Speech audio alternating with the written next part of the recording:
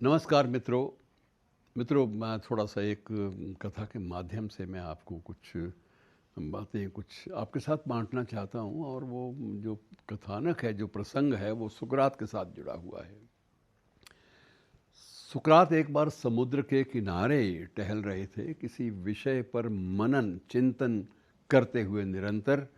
और उस चिंतन के मध्य जो सबसे बड़ी बात सामने आई वो ये थी कि उसने देखा कि उसके कानों में, सुकरात के कानों में एक आवाज़ आ रही है बच्चे के रोने की।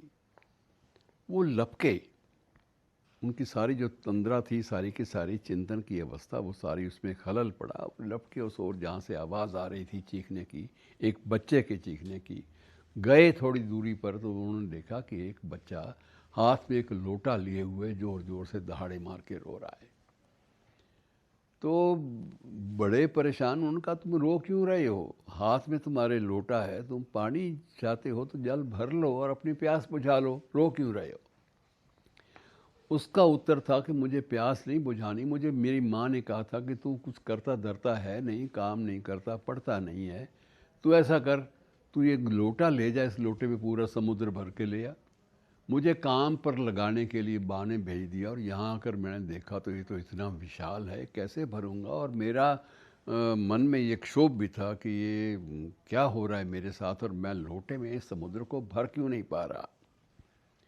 अब सुकरात ने उनकी बात बच्चे की सुनी तो उनके मन में भी एक प्रकार से अपना ही चिंतन जागा कि मैं भी तो बहुत देर से ज्ञान की प्रतीक्षा में हूँ और सारी दुनिया का, सारे संसार का जो ज्ञान है उसको अपने भीतर जमा करने का प्रयास कर रहा हूँ। लगातार चिंतन में डूबा हुआ हूँ, मैं भी कहीं नहीं पहुँचा और मुझे लेकिन निराशा अभी तक नहीं हो पाई और मुझे समझ में नहीं आता कि मैं क्या करूँ। इस बच्चे ने मुझे बिल्कुल एक नए चिंतन के द्वार पर खड़ा कर दिया है।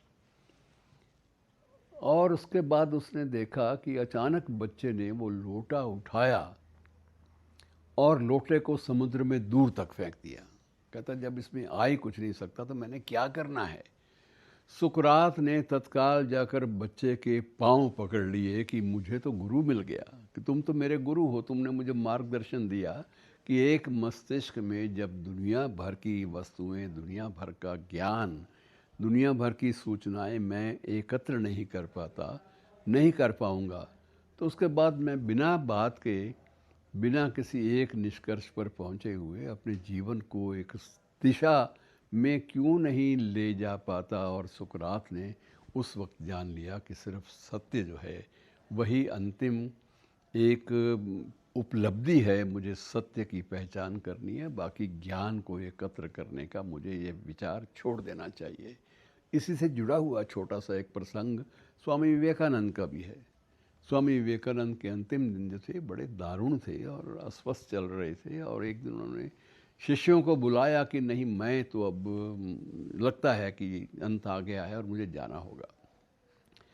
शिष्य सभी उनके गिरद इकट्ठे हो गए कि महाराज आपने इतना कुछ, इतनी थोड़ी उम्र में आपने इतना कुछ दिया है और उसके बाद अभी कितना शेष है जो आपने देना है, तो आप ये निर्णय, ऐसा संकल्प मत लीजिए।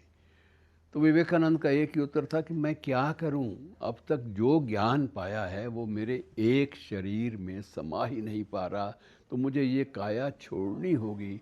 इस काया को छोड़ने के बाद ही मैं अनंत ज्ञान जो है उसे पालूंगा, और जब पालूंगा तो फिर आप लोगों तक किसी न किसी रूप में संप्रेषणीयता भी बन जाएगी, आप लोगों तक पहुंचा दूंगा किसी रूप में, लेकिन मुझे जाना है।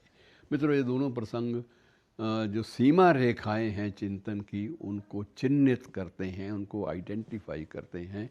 चलिए हम लोग भी मिलकर इन विषयों पर सोचें। धन्यवाद।